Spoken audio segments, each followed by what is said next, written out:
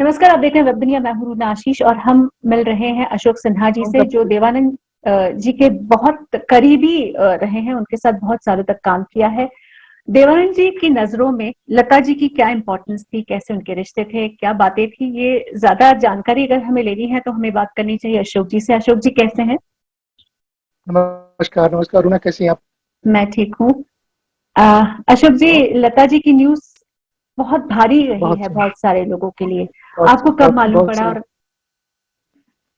मैं उस टाइम उसी रोज मुझे मालूम पड़ा। सुबह 8:30 बजे ही कुछ लोगों का फोन आया मेरे पास में, तो तुरंत फ्लैशबैक हो गया। देखिए, मैं मिस्टर देवानंद के साथ में मैं उनका पीआरओ था, उनका सेक्रेटरी था। करीब 10-12 साल तक उनके साथ में रहा और बहुत अच्छी यात्रा रही। और उन्हीं के साथ काम करते करते लता जी से 2-3 बार मुलाकात भी हुई। अब इनके बारे में क्या बोलूं, देखिए मुकेश जी के किसी गाने का एक लाइन था कि संगीत की देवी Saraswati. Exactly she was that. Dev sahab के लिए बहुत हाई रिगार्ड्स थे, बहुत हाई रिगार्ड्स इनको और आशा जी को भी। मैं आपको बताऊं, ये लोग जब मिलने आती थी, चूंकि मिडिल मैन मैं ही था वहां पे, तो आशा जी को मैंने एक दो बार ऑब्जर्व किया कि उनके पेंट हाउस में घुसती थी, वो चप्पल उतार देती थी। तो मैंने उनसे पूछा, एक respect to be a respect old tradition following, बहुत बहुत ही अच्छे लोग थे। उन लोगों ने बोला इनकी हम लोगों के लिए बहुत इज्जत है, just like a temple respect we are entering his paint house. And बहुत सारे गाने में, जैसे कि देव साहब जो लास्ट में बनाते रहे, तो उन्होंने जब भी लता जी को फोन किया गाने के लिए, उन दिनों लता जी बहुत कम गाने गा रही थी, लेकिन देव साहब के फोन आते थे तो वो तुरंत तैयार हो जाती थी बगैर कुछ बोले। मैं आपसे बातें कर रहा हूँ, जैसे इनके न्यूज ही मुझे मिला, फ्लैशबैक हुए, बहुत सारी यादें एक आपके साथ शेयर करता हूँ। हम लोग वेस्टर्न आउटडोर में, ये मैंने फेसबुक पर ही भेजा है, हम लोग वेस्टर्न आउटडोर में गाने की रिकॉर्डिंग कर रहे थे। फिल्म का नाम था लव एट टाइम्स स्क्वायर। तो उस गाने के लिए लता जी को गाना था। देव साहब ने मुझे सुबह ही रात में फोन करके बोल दिया था कि यार तू सुबह मेरे घर पे आ जा, मेरे साथ चल, आज से स्टूडियो ऑफिस नहीं जाना, बिकॉज एक इशू डेलिकेट थोड़ा हो सकता है, आइदर यू और मी, शी इज लता मंगेशकर। मैं बोला, ठीक है सर, मैं आ जाता हूँ। इशू क्या था मैं आपको बताता हूँ, जो बोले थे कि थोड़ा डेलिकेट हो सकता है। क्या हुआ कि हम लोग रिकॉर्डिंग के बाद में देव साहब ने एक चेक भिजवाया लता जी को, मुझे बोला कि तू लेके जाएगा, this is the issue, nobody else, I know she will not take, but तुझे देना है। मैंने जाकर लता जी को चेक दिए, लता जी रिफ्यूज कि नहीं, देव साहब से पैसे नहीं लेंगे। वेस्टर्न आउटडोर फाउंटेन में एक स्टूडियो तो अभी बंद हो गया है, आपको याद होगा, उसका जो एग्जिट डोर है, उससे और लिफ्ट के बीच में एक कॉरिडोर ऐसा है। उस कॉरिडोर में मैं उनको काफी समझाने की कोशिश कर रहा हूँ, उनको देख के जाहिर सी बात है कि क्राउड बढ़ने लगी थी। सेट कि नहीं, हम देव साहब से पैसे नहीं ले सकते हैं। तब तक देव साहब नीचे आ गए, शायद मेरी रेस्क्यू के लिए। अब उन्होंने रिक्वेस्ट किया, पहले लता जी को देखकर जो क्राउड बढ़ रही थी, ऊपर से देवाना। अब दोनों देख के बाहर की क्राउड जो थी बढ़ना शुरू हो गई। मैं ये मानने को तैयार, वो देने के लिए कि नहीं इसे ले ले check। तो फिर मैंने फाइनल इंटरफेयर बोला कि देखिए आप लोग दोनों बहुत ही पॉपुलर हैं, ह्यूज स्टारडम, बाहर बाहर लोगों की भीड़ बढ़ रही है, मेरे लिए संभालना मुश्किल हो जाएगा। फिर मैंने लता जी से एक रिक्वेस्ट किया कि दीदी आपसे एक रिक्वेस्ट है, ये हम लोगों की तरफ से एक ट्रिब्यूट, एक ऑफिशियल समझे, और देव साहब की तरफ से एक अफेक्शन, एक आशीष समझे, और आप प्लीज इसे एक्सेप्ट कर लें। ये सुन के ये smiled and she accepted the चीज। कि जाने के बाद में भी जैसे मैं बोला, well done boy, that's it, you have a style, you did it. बहुत उसके 2-3 3-4 फिल्मों में लता जी ने गाने गाए। कभी कभी अगर से रिकॉर्डिंग में थोड़ा टाइम लग रहा है, कहीं बैठ के बातचीत हो रही है, मदन मोहन जी के भी बारे में उन्होंने बताया, लग जा गले, जो फेमस सॉन्ग था। मदन मोहन जी को वो अपना भाई मानती थी, बहुत रिगार्ड्स मदन मोहन के लिए, एस डी बर्मन के लिए। तो मैंने एक बार ऐसे ही पूछा कि एक बात बताएं, कि सुना था कि आपके कुछ हल्के फुल्के कुछ टिप्स हो गए थे, तो हंसने लगी, बोली देखिए क्या है कि वो पिता के समान, घर में चिल्ड्रन का भी कभी कभी पेरेंट्स के साथ में कोई आर्गुमेंट हो जाता है, लेकिन वो बिल्कुल पिता के जैसे थे। और डेफिनेटली संगीत की दुनिया के भीष्म पितामह एस डी बर्मन। फिर बहुत सारी गाने उनके साथ में, एक और गाने की जिक्र कर रही थी, बोले कि बहुत ही अच्छा उसका ही माहौल बना था, कि दैट की ये गाना था मेरे ख्याल से तेरे घर के सामने, विजयानंद ने डायरेक्ट किया था, और उसमें थाम लो बाहें समथिंग, ये तन्हाई है थाम लो बाहें, गाइड के गाने। एंड शी ऑल्सो सेड कि देव साहब के लिए हमारे घर में बहुत रिगार्ड, हाईएस्ट रिगार्ड्स है, वी लव हिम सिंपली। फिर उन्होंने बताया कि एक इंसिडेंट तुम लोग को बताते हैं। एक कोई, perhaps this was the song, थाम लो बाहें, perhaps this was the song, she said कि बर्मन दा मुझे सीन समझा रहे थे, सीन समझाते जाते उन्होंने इन्वॉल्व होने के लिए मुझसे कहा कि लता ये समझो तुमको देव से थोड़ा थोड़ा प्यार हो गया अब तुम इस इन्वॉल्वमेंट के साथ। And she was laughing profusely, and with this feeling I sang, it was a wonderful wonderful song. बहुत अच्छी उनके साथ में कुछ कुछ याद है, मैं आपको क्या बताऊं। उन्होंने कि फिर very sad news suddenly, even Dev sahab had got high regards for her. बोला कि यार लता देखो एक बात तो मैं तुझे बताऊं, जब मैं फोन करता हूँ ये आ जाती है, ये आशा, एक फोन जाने की जरूरत है, बहुत पुरानी एसोसिएशन है इन लोगों के साथ में। और डेफिनेटली अगर समझिए तो उस एरा के सारे लोग एक बाई एक, जो गाने वाने जो गाते इस तरह का जो माहौल भी होता था। एक बार उनके साथ के कुछ लोग थे, उनसे मैंने क्यूरियस से पूछा कि ये खाना क्या खाती हैं, तो उन लोगों ने हंसते बोला मिर्ची खाती हैं, अचार खाती हैं, चिकन खाती है, कोई परहेज नहीं है, कोई परहेज नहीं है। तो बोला उसके बाद में भी, बिकॉज बाकी सिंगर्स को तो हम लोग देखते थे कि ये नहीं खाना है, गर्म पानी, बोला कुछ नहीं, कुछ नहीं, सिर्फ साधना करती हैं जो उनका उनका रियाज था। और कभी भी लता जी के साथ में जब भी बातचीत हुई तो ना, मैं आपको क्या बताऊं, जरा सा भी फील नहीं हुआ कभी कि इतनी बड़ी आर्टिस्ट लता मंगेशकर से बात कर रहे हैं। ऐसा जैसे अभी हम लोग बातें करते हैं, घर में बातें करते हैं, वैसा लग रहा है कि लता जी से बातें करते हैं।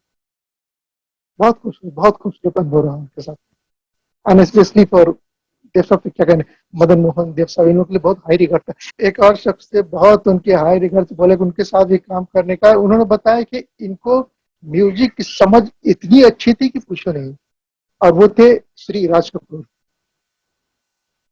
यस, बोले कि बहुत अच्छा इनके साथ में भी कहीं भी कोई सीटिंग होती थी, ये रिकॉर्डिंग होती थी, राजीव खुद आते थे और कमाल की समझ रखते थे म्यूजिक की। सत्यम शिवम सुंदर के भी गाने उन्होंने गाए, बहुत सारे एक्सपीरियंस उन्होंने शेयर किए। वो लेकिन इन लोगों के साथ काम करने का, जो आदमी समझ रहा है अपने काम को, एक अलग ही मजा, अलग प्लेजर होता था उसका काम करने। बहुत, डेफिनेटली। जी जी, और देव बहुत साहब बार के ये खबरें भी आती थी कि लता जी रॉयल्टी की वजह से इनसे काम नहीं करना चाहती हैं, क्योंकि उनका अपना एक मुद्दा था जिसको सही गलत नहीं बोल सकते, हर एक की अपनी सोच होती है।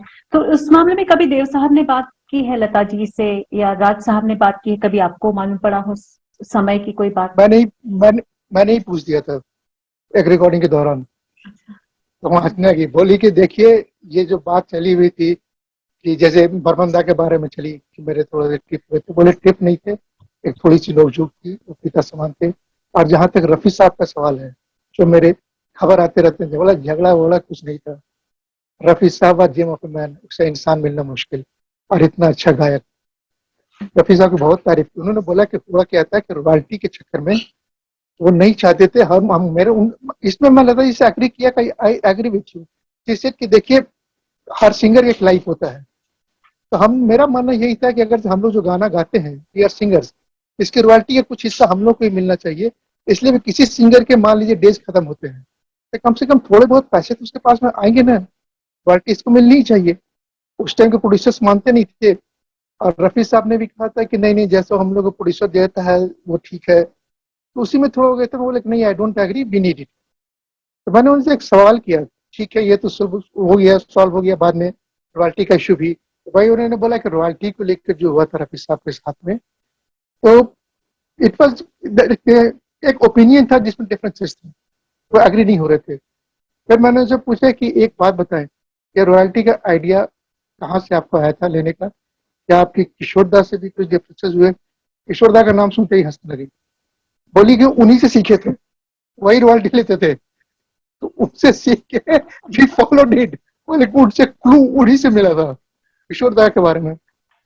और किशोर, थोड़ा लाइट मोमेंट में आपको बताता हूँ किशोरदा के बारे में, उन्होंने एक इंसिडेंट सुनाया। इस इंसिडेंट के बारे में एक संगीतकार ने अभी रिसेंटली किसी शो में भी बताया था, लता जी ने ये उनको बताया था, और उस संगीतकार ने इस इंसिडेंट के बारे में जिक्र किया।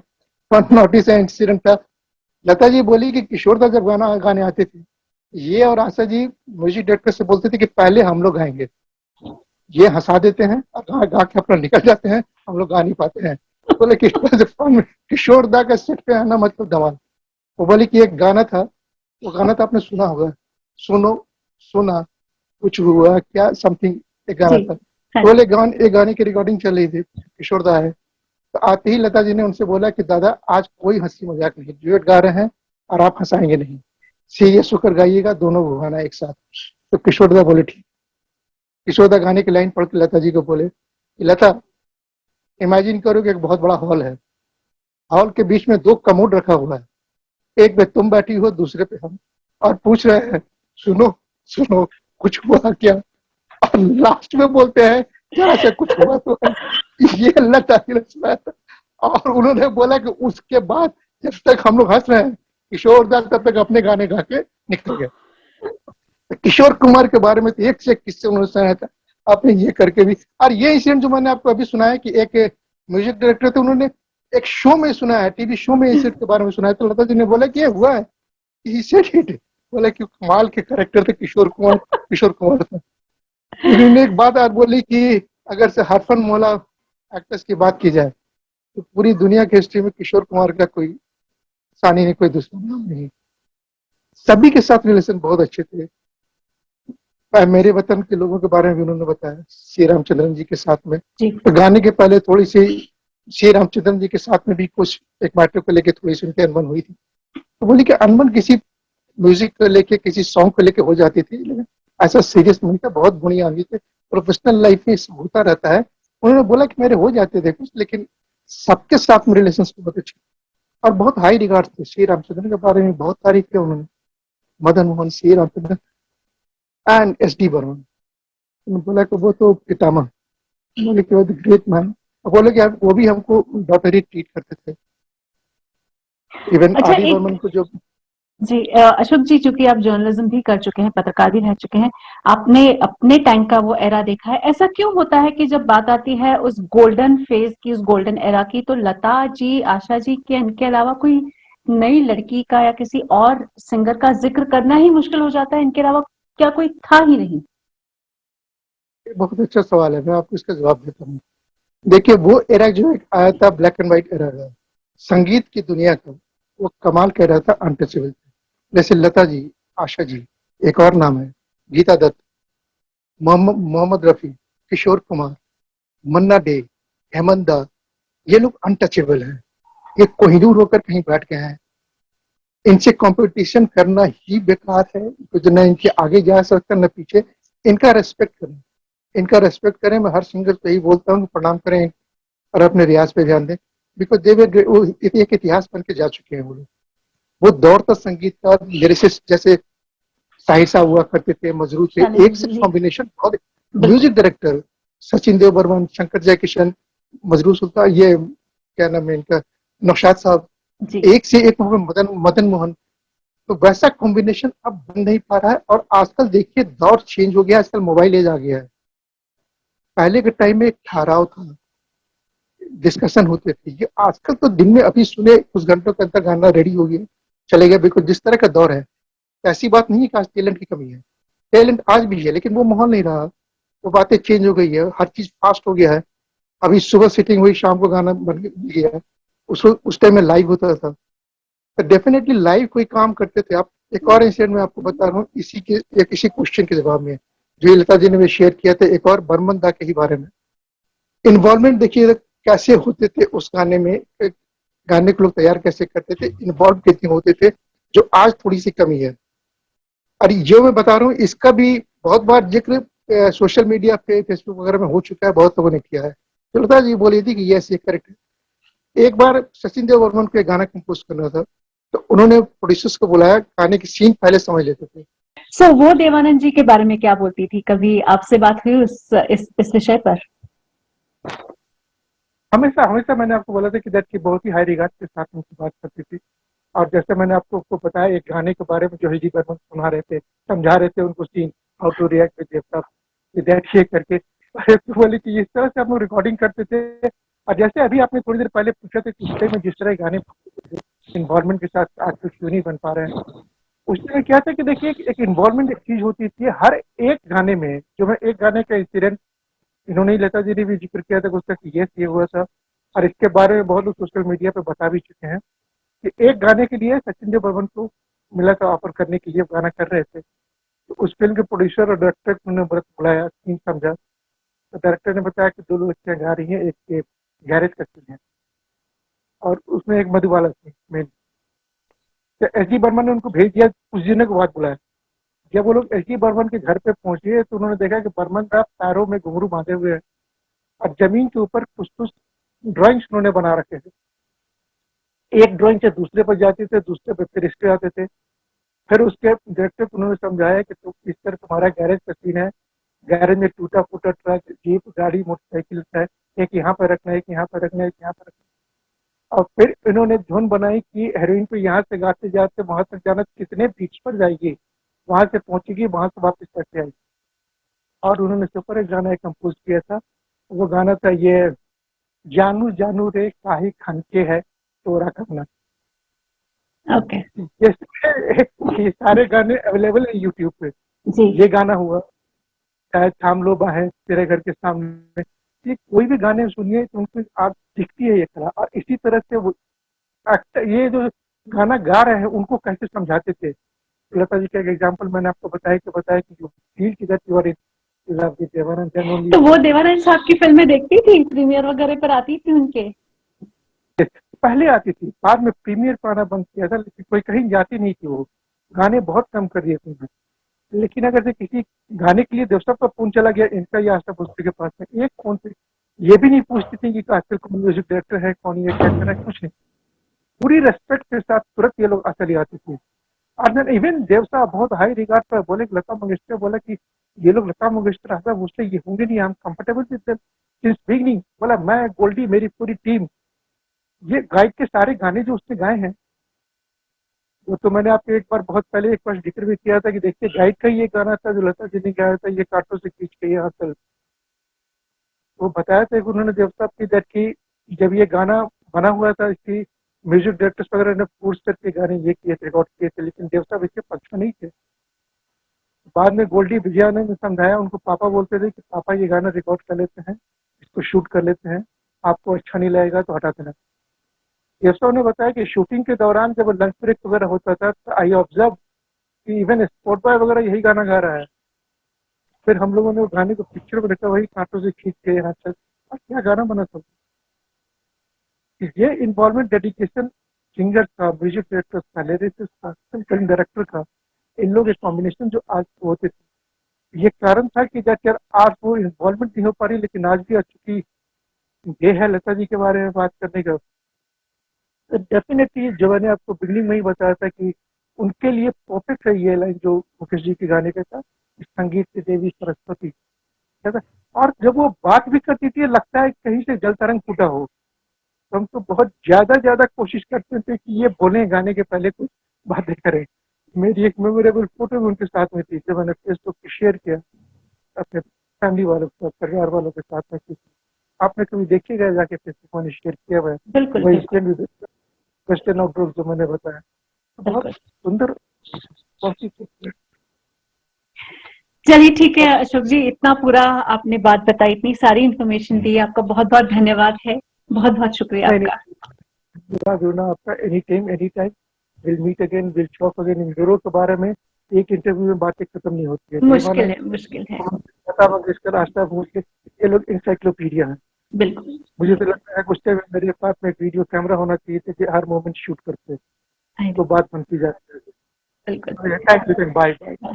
वेब दुनिया की सभी से अपील है कि भीड़ भाड़ से बचे, मास्क पहने व सैनिटाइजर का इस्तेमाल करें, साथ ही सोशल डिस्टेंसिंग का पूरा पालन करें।